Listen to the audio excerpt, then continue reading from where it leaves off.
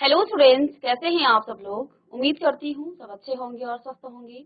मैं Veena Rana ICT virtual class में आपका स्वागत करती हूँ। तो स्टूडेंट्स, हम पढ़ रहे हैं क्लास 6 की हिंदी और हिंदी व्याकरण हम यहाँ पर पढ़ रहे थे। और प्रीवियस लेक्चर में जैसा कि आप जानते हैं शब्द विचार पर हमने यहाँ पर डिस्कस किया था।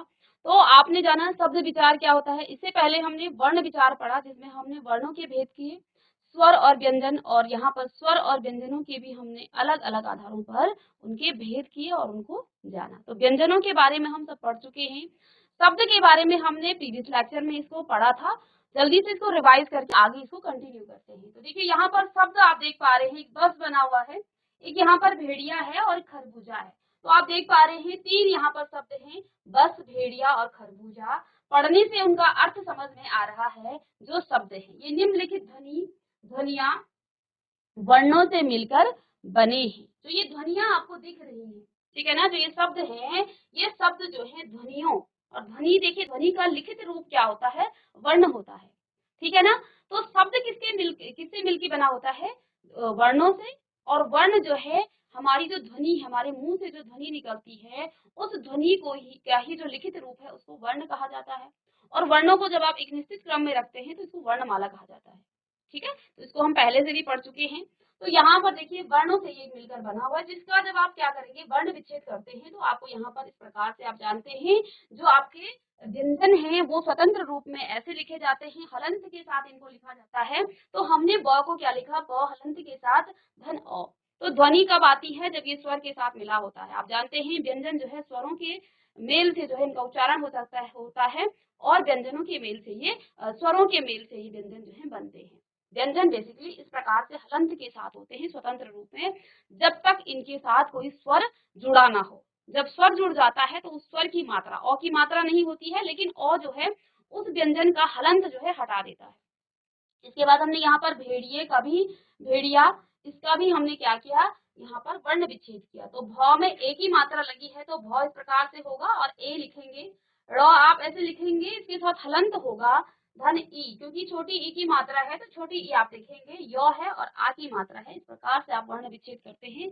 इससे पहली क्लास में भी हम पढ़ चुके हैं। तो उपयुक्त सभी सार्थक शब्द समूह हैं। ये सभी जो है सार्थक का मतलब जिसका एक निश्चित, जिसका कोई अर्थ है। सार्थक का मतलब जिसका कोई अर्थ है। यदि हम वर्णों को क्या करें, इधर उधर कर दें तो इनका अर्थ स्पष्ट नहीं होता। यदि आप इन वर्णों को ही इधर उधर कर दें तो इनका जो है अर्थ जो है स्पष्ट नहीं होता है। वर्णों के सार्थक मेल को ही क्या कहा जाता है, शब्द कहा जाता है। हमने प्रीवियस लेक्चर में यहाँ पर शब्दों के भेद पढ़े थे। उत्पत्ति के आधार पर तीन आधारों पर शब्दों के भेद किए जाते हैं। पहला उत्पत्ति के आधार पर, दूसरा आपका किसी बनावट के आधार पर, और प्रयोग के आधार पर।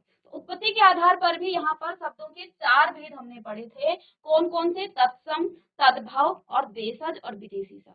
तत्सम शब्द क्या होते हैं, वे शब्द जो संस्कृत भाषा के शब्द हैं और उनको हिंदी में शामिल किया गया है, यानी कि हिंदी भाषा में उसका प्रयोग कर रहे हैं हम, तो उनको कहा जाता है तत्सम शब्द। ऐसे ही तद्भव शब्द क्या होते हैं, वे संस्कृत के वो शब्द जिनको हिंदी में तो प्रयोग किया जाता है लेकिन उसमें थोड़ा बहुत हम परिवर्तन कर देते हैं, यानी कि संस्कृत के जो शब्द हैं उनका ज्यों का त्यों ना लिख करके थोड़ा सा परिवर्तन उसमें किया जाता है। तो ऐसे शब्द आपके तद्भव शब्द कहलाते हैं। ऐसे जो आपके क्या है, देशज शब्द, जो हमारी क्षेत्रीय बोली है, जैसे कि अपने भाषा में पढ़ा है इससे पहले, तो हमारी क्षेत्रीय बोली के कुछ शब्द ऐसे हैं जिनको हिंदी भाषा में शामिल किया गया है। ऐसे शब्दों को हम क्या कहते हैं, देशज शब्द। और विदेशी शब्द क्या होते हैं, जो विदेशों से आए हैं, विदेशों से आकर उसको हिंदी में हम प्रयोग करते हैं। तो ऐसे शब्दों को हम क्या कहते हैं, उनको हम विदेशी शब्द कहते हैं। तो तत्सम शब्द यहाँ पर जैसे कि आपका कर्ण, दधि, दुग्ध, संस्कृत के शब्दों को ज्यों के त्यों अर्थात बिना परिवर्तन के आप उसको हिंदी भाषा में प्रयोग कर रहे हैं। तो कई बार आप कर्ण कहते हैं, दधि कहते हैं, ठीक है ना, और दुग्ध कहते हैं। इस प्रकार के शब्दों को भी प्रयोग किया जाता है हिंदी भाषा में। तो इसी को क्या कहा जाता है, तत्सम शब्द। तत्सम जैसा था वैसा ही हमने यहाँ पर उसको क्या किया है, प्रयोग किया है हिंदी में। जैसा संस्कृत में था ऐसे ही हमने यहाँ पर उसको हिंदी में भी प्रयोग किया है। इसके बाद तद्भव, ठीक है ना, तद्भव। तो यहाँ पर तद्भव पहले जैसा था उसको थोड़ा सा हमने परिवर्तित कर दिया, थोड़ा सा उसमें चेंज हमने लिया। तो जैसे यहाँ पर हमने कौन कौन से शब्द दिखे, कान, दही, दूध आदि। इसके लिए आपको यहाँ पर तत्सम और तद्भव की मैंने यहाँ पर एक लिस्ट दी थी कुछ शब्दों की, तो इनको आप जरूर लिख लीजिएगा कि तत्सम शब्द क्या है, यानी कि संस्कृत भाषा का शब्द सूर्य है, और इसको तद्भव अब हिंदी में हम इसको क्या कह रहे हैं, सूरज। हमने इसको थोड़ा सा परिवर्तित कर दिया, सूर्य को सूर्य भी कहा जाता है हम, क्योंकि तत्सम शब्दों को भी प्रयोग कर रहे हैं हिंदी में और तद्भव शब्दों को भी प्रयोग कर रहे हैं, तो सूर्य भी कहा जाता है और सूरज भी कहा जाता है। लेकिन फर्क क्या है, सूर्य जो है आपका तत्सम है, यानी कि वो संस्कृत भाषा का शब्द है, और तद्भव जो है संस्कृत भाषा का शब्द, लेकिन उसमें हमने थोड़ा सा परिवर्तन किया है, तो ये आपका तद्भव हो जाएगा। ऐसे स्वर्ण का सोना, दधी दही, हस्त हाथ, ग्राम गांव, रात्रि रात्र, दंत दांत, मुख मुंह, घोटक घोड़ा, सर्प सांप, आम्र आम, दुग्ध दूध, मयूर मोर, घृत घी, कर्ण कान, सत्य और सच, अग्नि और आग, चंद्र और चांद, ये हम पढ़ चुके थे। ठीक है, अब यहाँ पर देशज शब्द की हम बात कर रहे हैं। देशज का अर्थ है देश में उत्पन्न। तो कुछ शब्द ऐसे होते हैं जो देश के विभिन्न क्षेत्रों की आम बोलचाल की भाषा में, यानी कि जिसको आप क्षेत्रीय भाषा भी बोल सकते हैं, ठीक है ना, कि भाषा से हिंदी में आ गए हैं, तो इनको आप देशज, जैसे आपका यहाँ पर कुटिया हो गया, डिबिया हो गया, थैला हो गया, पगड़ी हो गया, इस प्रकार के शब्दों को आप कहते हैं देशज। अब विदेशी शब्द क्या है, जो शब्द दूसरे देशों की भाषाओं से आकर हिंदी भाषा में घुल मिल गए हैं, ऐसे शब्दों को हम क्या कहते हैं, विदेशी शब्द कहते हैं। जैसे आप डॉक्टर कहते हैं, तो हिंदी में भी देखिए आप डॉक्टर कहेंगे और इंग्लिश में भी आप डॉक्टर ही लिखते हैं, ठीक है ना, तो ये आपका क्या है, डॉक्टर हो गया आपका। इसके बाद रुमाल हो गया, अलमारी हो गया, ये आपके क्या है, ये आपका विदेशी शब्द है। अब दूसरा यहाँ पर हमने पढ़ा था बनावट के आधार पर, वो उत्पत्ति के आधार पर था। चार आपके भेद होंगे उत्पत्ति के आधार पर, चार भेद। कौन कौन से, तत्सम, तद्भव, देशज और विदेशी शब्द, ठीक है। अब बनावट के आधार पर हम फिर से इसकी क्या कर रहे हैं, इसके भेद हमने किए हैं। तो बनावट के आधार पर रूढ़ शब्द हो गया, यौगिक शब्द हो गया और योग रूढ़ शब्द हो गया। ये तीन प्रकार के यहाँ पर किसके आधार पर, बनावट के आधार पर, यानी कि शब्द कैसे बना है, बनावट किस प्रकार से शब्द की रचना हुई है, किस प्रकार उसको बनाया गया है। तो रूढ़ शब्द क्या होता है, जिन शब्दों के टुकड़े नहीं किए जा सकते हैं उनको क्या कहा जाता है, उनको रूढ़ शब्द कहा जाता है। जैसे यहाँ पर हमने क्या लिखा है, यहाँ पर एक शब्द लिखा है घर, तो यदि आप घर को तोड़ेंगे ना तो वो शब्द नहीं बचेगा। घर को यदि आप तोड़ेंगे तो इसको आप क्या लिख सकते हैं, देखिए घ को तो आप क्या लिखते हैं, इसको हलंत के साथ लिखते हैं, और क का उच्चारण कब आता है, धन, र को भी आप ऐसे ही लिखते हैं, और धन औ। तो इस प्रकार से आपने इसको तोड़ा, तो अब ये शब्द ही नहीं रहा, अब ये वर्ण में क्या हो गया है, विच्छेदित हो गया है, ये वर्ण में टूट गया है। तो ये शब्द जो है इसको आप आगे तोड़ेंगे तो वो वर्ण में बदल जाएगा, ना कि शब्द में। तो जिनको आप टुकड़े नहीं कर सकते, यदि आपने टुकड़े कर दिए तो वो वर्णों में विच्छेदित हो जाएगा, ना कि शब्द में। तो वे शब्द जिनके टुकड़े नहीं किए जा सकते हैं, टुकड़े करेंगे तो वर्ण बदल जाएगा, वर्ण में बन जाएगा वो, ठीक है। तो यहाँ पर ये आपका क्या हो जाएगा, ये आपका रूढ़ शब्द हो जाएगा, ठीक है। अब यौगिक शब्द क्या होते हैं, कुछ शब्द ऐसे होते हैं, कैसे होते हैं, जो दो सार्थक शब्दों के मिलकर बने होते हैं। कुछ ऐसे शब्द होते हैं जो दो शब्दों से मिलकर बने होते हैं, और दोनों शब्द भी कैसे होते हैं, सार्थक, यानी कि उनका कुछ ना कुछ अर्थ होता है। तो किस प्रकार के वो शब्द होंगे, जैसे यहाँ पर हमने क्या लिखा है, पाठशाला। अगर आप पाठशाला को तोड़ें तो आप पाठ को अलग कर देंगे, शाला को अलग कर देंगे, ठीक है ना, पाठशाला। तो दोनों को जब आप तोड़ेंगे तो क्या हो जाएगा, पाठ, इसका भी कोई अर्थ है, पाठ का मतलब चैप्टर आप बोल सकते हैं, ठीक है, और शाला, तो दोनों का क्या है, एक सार्थक अर्थ है। ऐसे ही यदि आप रेलगाड़ी को तोड़ेंगे तो रेल अलग हो जाएगी और गाड़ी अलग हो जाएगी, तो दोनों क्या है, सार्थक शब्द हैं। दोनों ही शब्दों को जब आप तोड़ेंगे तो दोनों ही आपके क्या हो जाएंगे, सार्थक शब्द हो जाएंगे, ठीक है। आई बात समझ में सबको। अब तीसरा है यहाँ पर योग रूढ़ शब्द, जो शब्द दो या दो से अधिक शब्दों के मेल से बनते हैं, दो या दो से अधिक शब्दों के मेल से बनते हैं, उनको क्या कहा जाता है, किसी विशेष, और क्या करते हैं, और किसी विशेष अर्थ रूढ़ हो जाता है। देखिए क्या, अर्थात विशेष अर्थ को प्रकट करते हैं, उसे योग रूढ़ शब्द कहते हैं। अब यहाँ पर देखिए दशानन, जब आप इसको तोड़ेंगे ना दशानन को, तो 10 और आनंद हो जाएगा। तो 10 का मतलब 10 होता है, काउंट में, गिनती में 10, और आनंद का मतलब हो जाएगा मुख। अब इसका जो अर्थ है वो क्या निकलता है, 10 आनन वाला, अर्थात रावण, 10 आनन वाला, 10 मुख वाला। तो कौन है 10 मुख वाला? रावण। तो जिस शब्द के एक अलग सा अर्थ, एक विशेष प्रकार का आप उसको क्या लिखते हैं? योग रूढ़ लिखते हैं, उन्हें क्या कहा जाता है? योग रूढ़ शब्द कहते हैं। यहाँ पर आपने फिर से लिखा पंकज। अब पंकज आप जानते हैं, आपने कई बार पर्यायवाची शब्दों में पढ़ा होगा पंकज। अब इसको देखिए, जब आप विच्छेदित करेंगे, पंक मतलब होता है कीचड़, ठीक है, और धन जौ का मतलब होता है जन्म।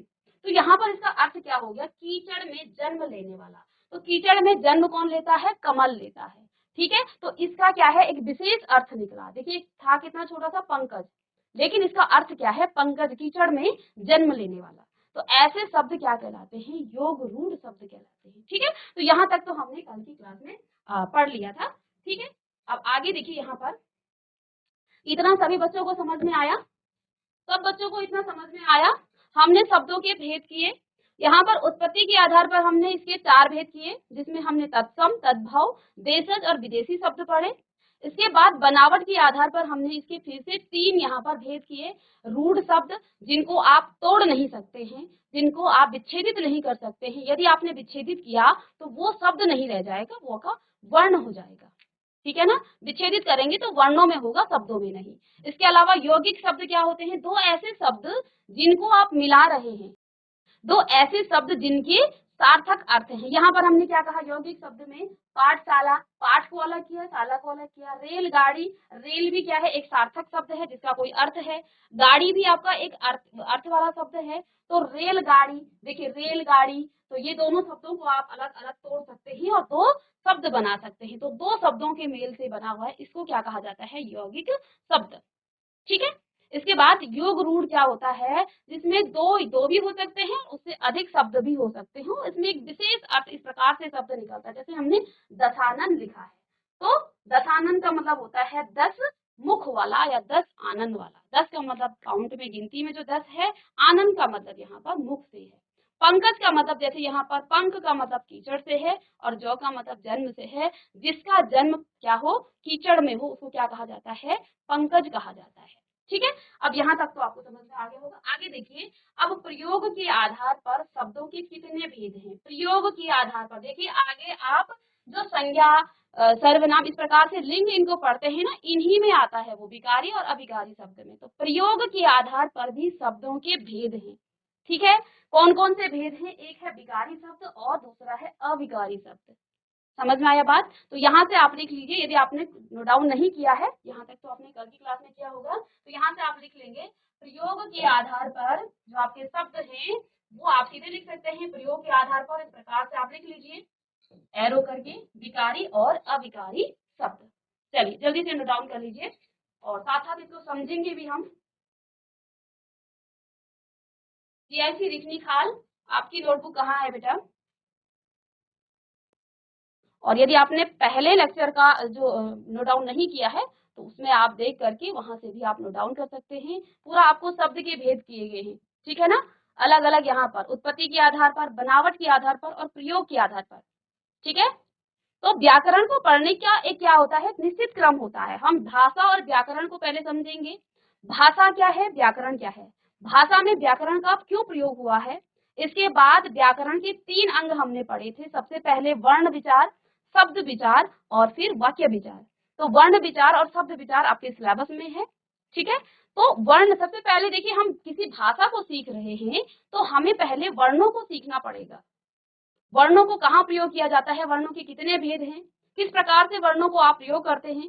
जैसे वहां पर आप रॉ भी कितनी प्रकार से लिख सकते हैं, वो सब हमने वहां पर पढ़ा है, ठीक है। कितने स्वर हैं, कितने व्यंजन हैं, कितने आपके अयोग वाह हैं, ठीक है। इसके अलावा आपके संयुक्त व्यंजन भी हमने पढ़े थे, अतिरिक्त व्यंजन पढ़े थे। तो ये सारी जानकारी आपको होनी चाहिए। इसके बाद हम शब्द बनाते हैं, क्योंकि वर्णों के मेल से शब्द बनता है। वर्णों के मेल से क्या बनता है?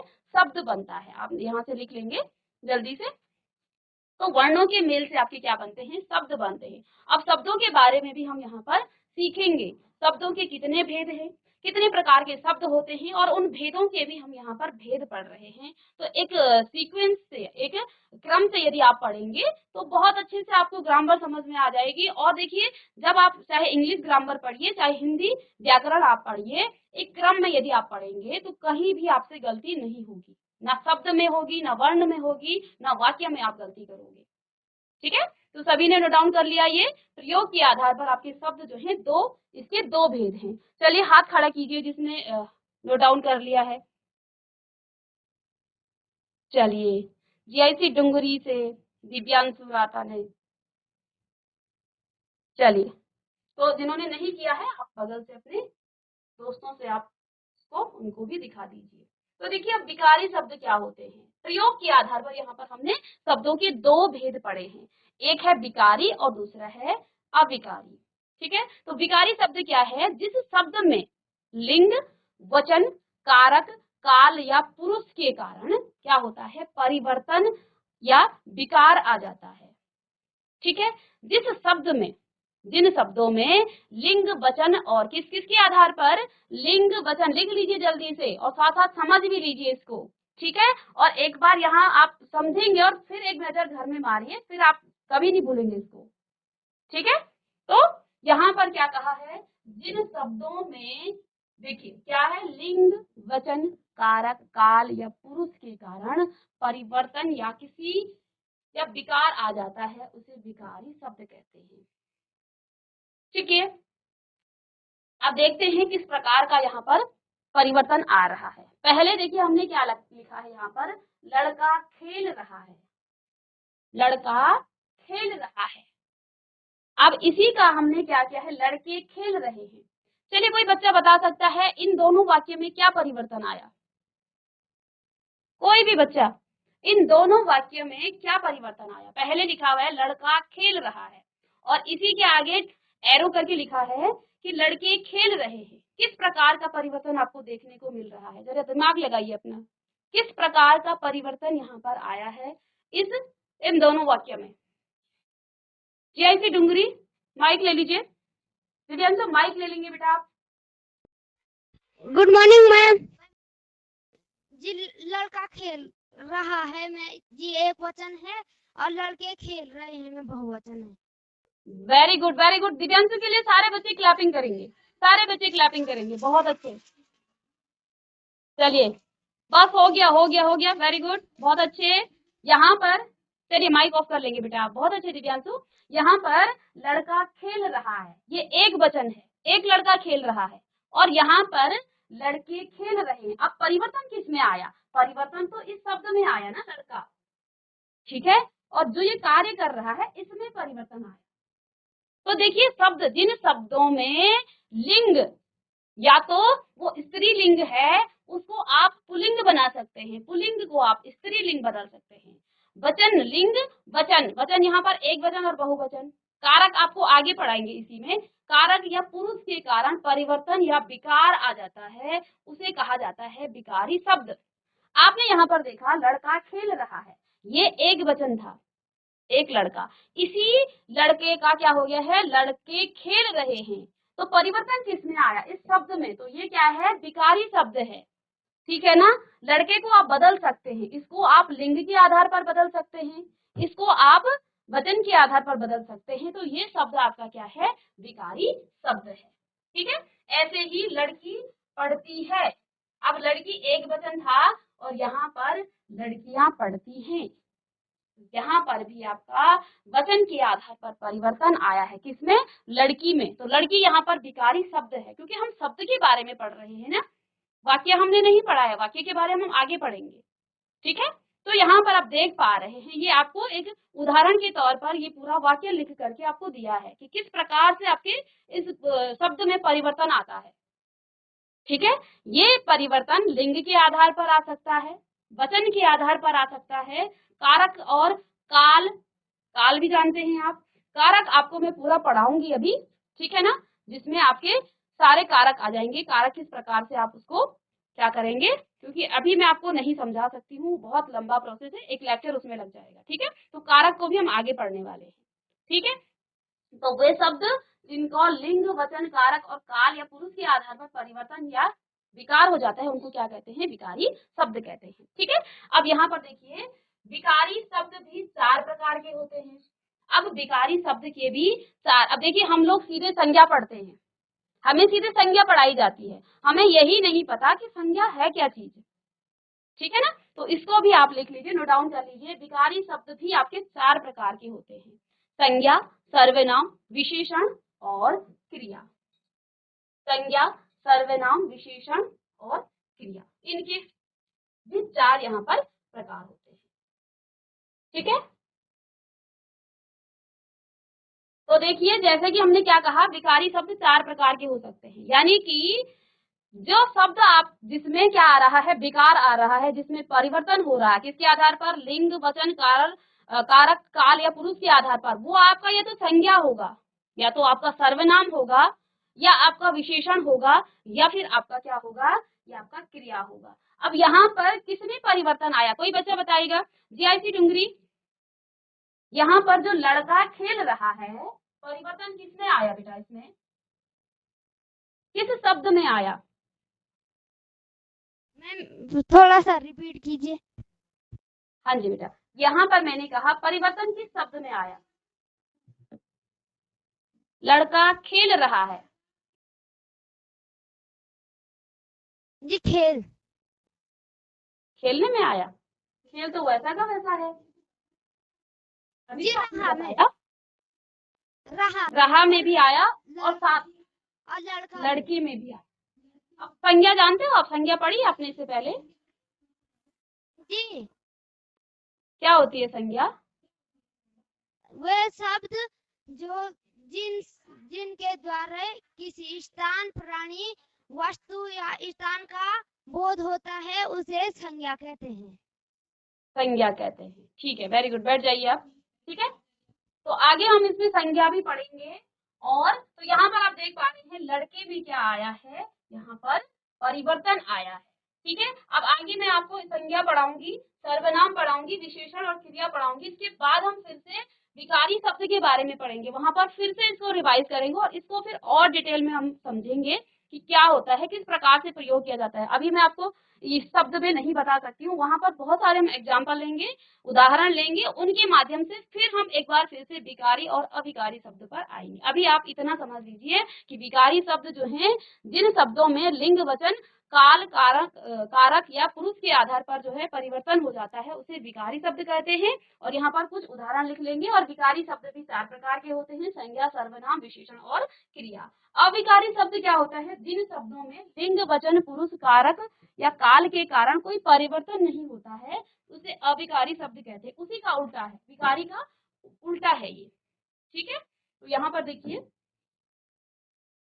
जैसे यहाँ पर तथा, अगर आपने किसी वाक्य में तथा को चेंज करना है तो तथा चेंज नहीं होगा। ठीक है, ऐसे ही और, लेकिन, कल, आज, हाय, तुरंत, धीरे धीरे। ठीक है,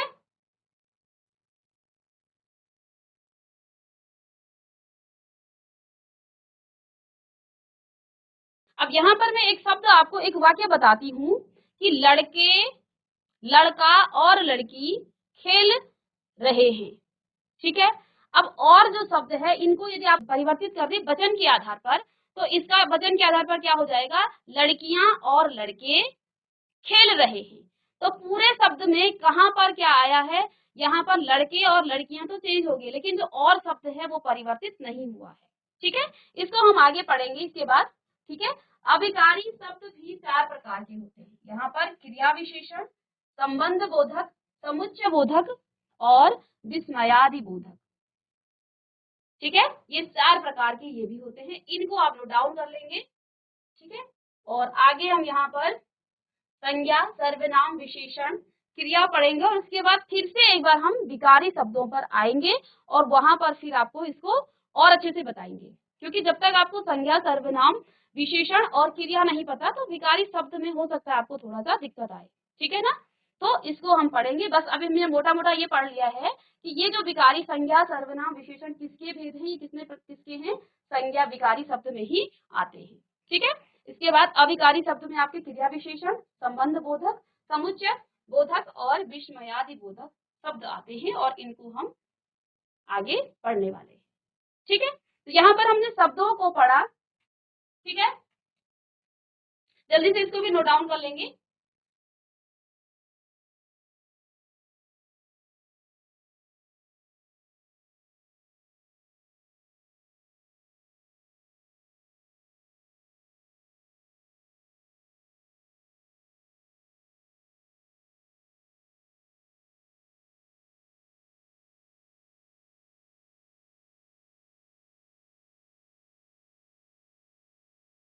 चलिए एक बार जल्दी से हम रिवाइज कर लेंगे। ये हमने शब्द यहाँ पर विचार को पढ़ लिया है और एक बार जल्दी से अभी तक क्या क्या हमने शब्द में पढ़ा, सभी बच्चे ध्यान से देखेंगे क्या क्या हमने यहाँ पर पढ़ा।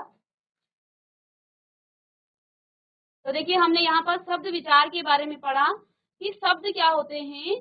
शब्द क्या होते हैं, वर्णों के सार्थक मेल को हम शब्द कहते हैं। शब्दों के यहाँ पर हमने भेद किए। शब्दों के 3 भेद होते हैं, किस किस के, उत्पत्ति के आधार पर, बनावट के आधार पर और प्रयोग के आधार पर। ठीक है, उत्पत्ति के आधार पर यहाँ पर शब्दों के फिर से 4 भेद हुए, तत्सम, तद्भव, देशज और विदेशी शब्द। ठीक है, तत्सम शब्द क्या होते हैं,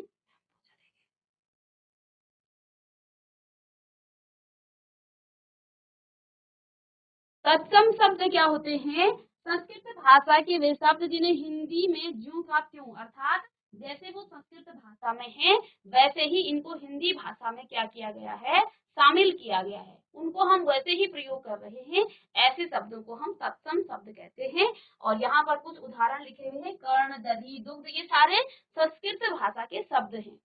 ठीक है, इसके बाद देखिए बहु शब्द क्या होते हैं, संस्कृत भाषा के वे शब्द, ये भी संस्कृत के ही हैं लेकिन इनमें थोड़ा सा परिवर्तन किया गया है। ठीक है, तो परिवर्तन करके इनको थोड़ा सा बदला गया है। तो यहाँ पर मैंने आपको कुछ शब्द लिखाए थे, तो इनको भी आपने प्रीवियस लेक्चर में लिख लिया होगा। ठीक है, देशज शब्द वे शब्द जिनको देश में ही क्या होते हैं, जो अपने ही देश में उत्पन्न होते हैं, उनको देशज शब्द कहा गया है। इसके अलावा विदेशी शब्द, जो विदेश से आए हुए शब्दों को हम क्या कहते हैं, विदेशी शब्द कहते हैं। बनावट के आधार पर यहाँ पर रूढ़, यौगिक और योग रूढ़। तो रूढ़ क्या होते हैं, जिसके टुकड़े नहीं होते हैं। यौगिक क्या होते हैं, जिससे 2 सार्थक शब्द क्या होते हैं, विच्छेदित हो जाते हैं या 2 सार्थक शब्दों के मेल से जो बना होता है। योग रूढ़ जिससे एक विशेष अर्थ निकलता है, जैसे यहाँ पर दशानन हमने पढ़ा, जिसको आप रावण कहते हैं। पंकज, कीचड़ में जन्म लेने वाला। तो इस प्रकार के ये क्या हो जाएंगे, योग रूढ़। अब प्रयोग के आधार पर विकारी और अविकारी शब्द हमने पढ़े। विकारी शब्द जिन शब्दों में लिंग, वचन, कारक, काल या पुरुष के कारण परिवर्तन या विकार आ जाता है, उनको विकारी शब्द कहते हैं। जैसे यहाँ पर हमने क्या कहा है कि लड़का खेल रहा है, तो इसका वचन के आधार पर परिवर्तन हो गया है, लड़के खेल रहे हैं। ये भी 4 प्रकार के होते हैं, संज्ञा, सर्वनाम, विशेषण और क्रिया। अविकारी शब्द जिनका लिंग, वचन, पुरुष, कारक या काल के कारण कोई परिवर्तन नहीं होता है, वे अविकारी शब्द कहलाते हैं। जैसे तथा, और, लेकिन, इस प्रकार के शब्द जो हैं अविकारी शब्द हैं। ये भी 4 प्रकार के हैं। क्रिया विशेषण आपके हो गए, संबंध बोधक हो गया, और समुच्चय बोधक शब्द और विस्मयादि बोधक शब्द हो गए हैं। तो ये हमने आज शब्द विचार को भी यहाँ पर कंप्लीट कर दिया है और आगे की क्लास में यहाँ पर हम और कुछ टॉपिक के साथ आएंगे। तब तक के लिए thank you and have a nice day.